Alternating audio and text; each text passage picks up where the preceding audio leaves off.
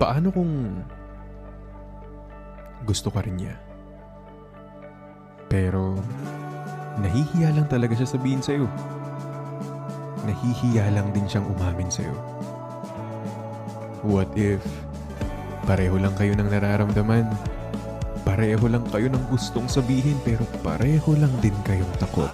Ulit-ulit na lang sinasabi, pero di ko naman pinaninindigan.